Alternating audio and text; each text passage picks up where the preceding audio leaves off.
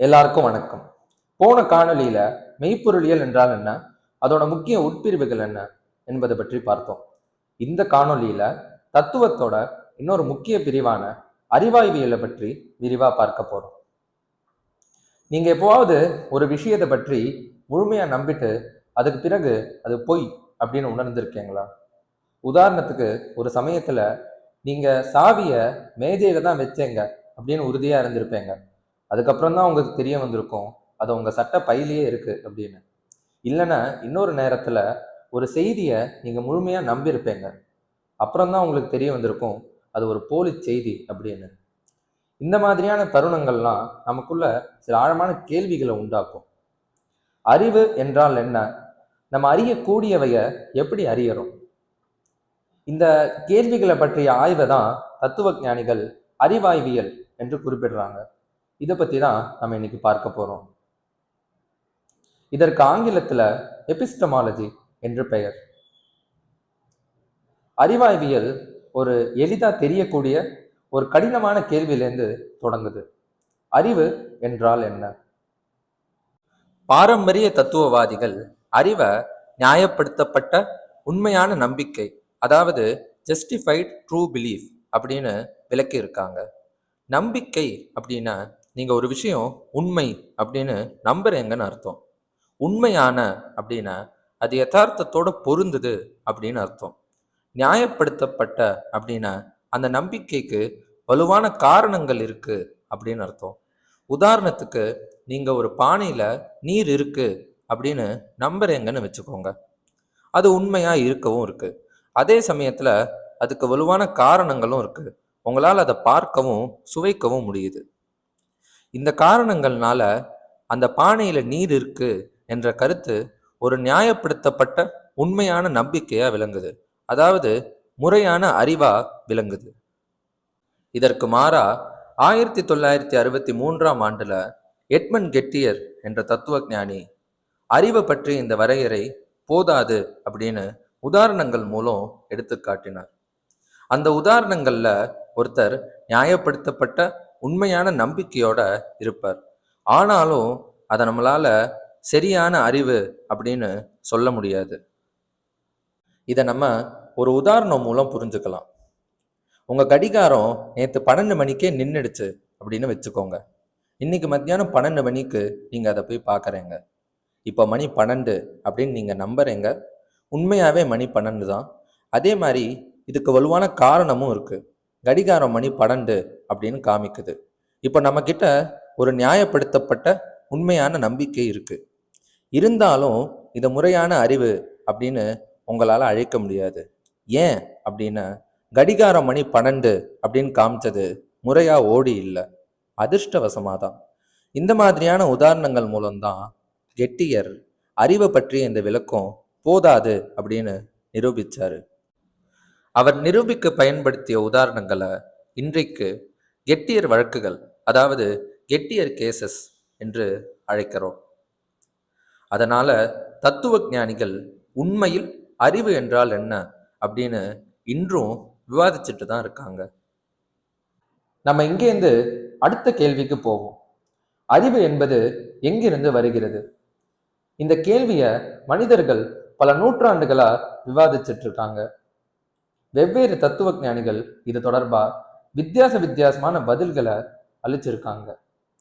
நீங்க யார்கிட்ட கேட்குறீங்கிறத பொறுத்து அறிவோட தன்மையை பற்றிய புரிதலை முற்றிலும் மாறலாம். பகுத்தறிவியம், அதாவது ரேஷனலிசம். பகுத்தறிவியம் உண்மையான அறிவு பகுத்தறிவு, அதாவது ரீசன் மற்றும் தர்க்கத்தின் மூலம் வருகிற தெளிவிலிருந்து வருவதே தவிர மாறிக்கொண்டே இருக்கக்கூடிய நமது உணர்வுகளோ அல்லது உணர்ச்சிகள் மூலமோ வருவதல்ல என்று சொல்கிறது. இத ரெனே டெகார்ட் என்ற தத்துவ ஞானி பலமா வலியுறுத்தினார்.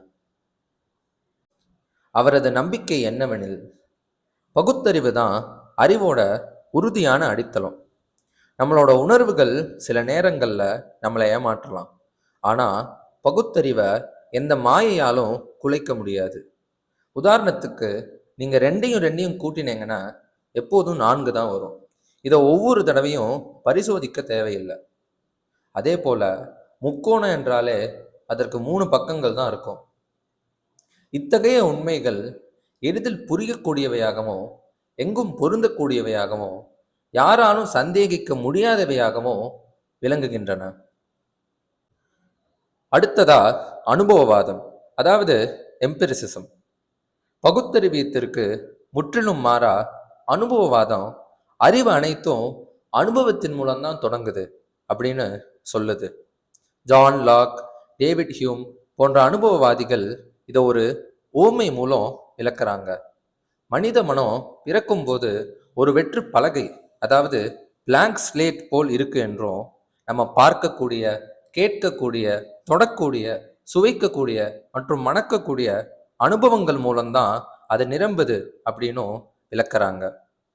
அனுபவம் அப்படின்னு ஒன்று இல்லைன்னா அறிவென்று ஒன்று உருவாகவே உருவாகி இருக்காது அப்படின்னு சொல்றாங்க அனுபவவாதிகள்.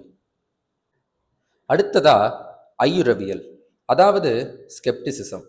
இது பகுத்தறிவியத்திற்கும் அனுபவவாதத்திற்கும் ஒரு சவாலாலியா விளங்குது. ஐயுறவியலாளர்கள் ஒரு கடினமான கேள்வியை எழுப்புறாங்க.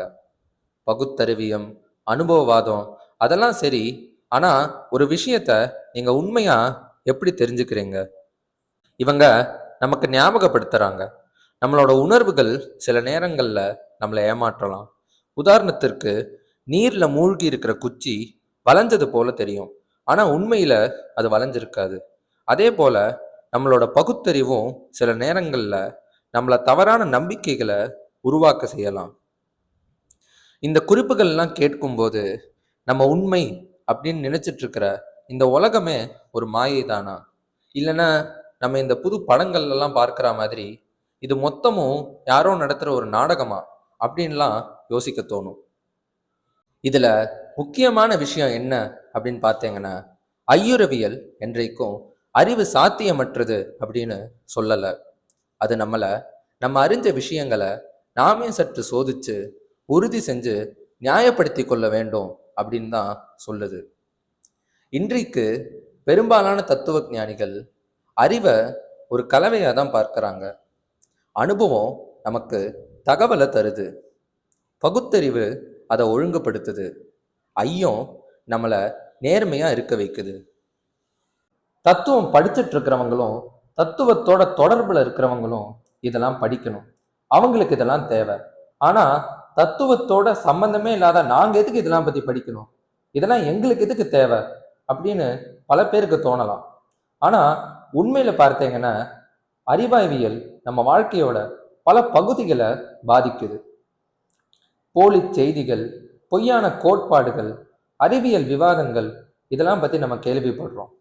இதுல எந்த பக்கம் சரி, எந்த பக்கம் தவறு, எதை ஆதரிக்கணும், எதை நிராகரிக்கணும் என்ற முடிவை நம்ம எடுக்க வேண்டியிருக்கு. இந்த முடிவை எடுக்கிறதுக்கு, அதாவது எது சரி எது தவறு என்ற முடிவை எடுக்கிறதுக்கு அறிவாய்வியல் நமக்கு உதவி செய்யுது.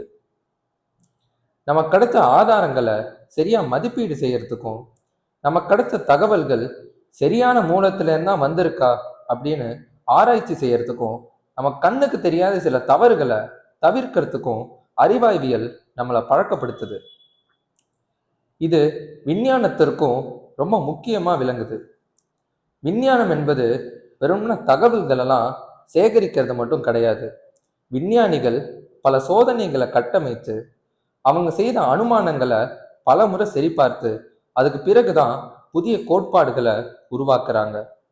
நடைமுறை அறிவாய்வியல் தான் விஞ்ஞானம் என்று சொல்லலாம். ஏன், நம்ம தினசரி வாழ்க்கையில கூட பல அறிவாய்வியல் கேள்விகள் இருக்கின்றன. என்னோட உள்ளுணர்வை நம்பலாமா, இந்த நிபுணரோட பேச்சை கேட்கலாமா, இந்த மாதிரியான சின்ன கேள்விகள்லாம் கூட அறிவாய்வியல் கேள்விகள் தான். இன்றைய தத்துவ உலகத்துல அறிவாய்வியல் பல புதிய எல்லைகளை ஆராய்ச்சி செய்யுது. சமூக அறிவாய்வியல், அதாவது சோஷியல் எபிஸ்டமாலஜி. சமூகங்கள் அறிவை எப்படி பகிர்ந்து கொள்கின்றன, இதை பற்றிய ஆய்வுதான் இது. இது நம்மளோட சமூக வலைதளங்கள் நிறைஞ்ச உலகத்துல ரொம்ப முக்கியமா விளங்குது. அறம் அறிவாய்வியல், அதாவது வெர்ச்சு எபிஸ்டமாலஜி. திறந்த மனம், பணிவான நடத்தை போன்ற நற்குணங்கள் அறிவை சிறந்த முறையில கற்க எப்படி உதவி செய்யுது என்பதை பற்றிய ஆய்வுதான் இது. செயற்கை நுண்ணறிவு மற்றும் தொழில்நுட்பம், அதாவது ஏஐ அண்ட் டெக்னாலஜி. இயந்திரங்கள்னால அறிவை பெற முடியுமா, அல்லது அறிவு என்பது மனிதர்களுக்கே உரியதா? இதை பற்றிய ஆய்வுதான் இது. மொத்தத்துல அறிவாய்வியல் என்பது வெறும்ன கோட்பாடுகள் மூலம் வாழக்கூடிய ஒரு பகுதி மட்டும் அல்ல. இது நம்மளோட இந்த உலகத்தோட சேர்ந்து வளர்ந்து வரக்கூடிய ஒரு உயிருள்ள தத்துவ பிரிவு. சுருக்கமா, அறிவை பற்றிய ஆய்வே அறிவாய்வியல் என்று சொல்லலாம். அறிவு என்றால் என்ன, அது எங்கிருந்து வருகிறது, அதை நம்ம எப்படி நம்பலாம்? இது நம்மளோட சிந்தனைகளை இன்னும் கவனமாகவும் மேன்மையாகவும், நம்மளோட நம்பிக்கைகளை இன்னும் சீராகவும், உண்மைக்கான இந்த தேடல்ல நம்மளை இன்னும் பணிவாகவும் இருக்க வைக்குது.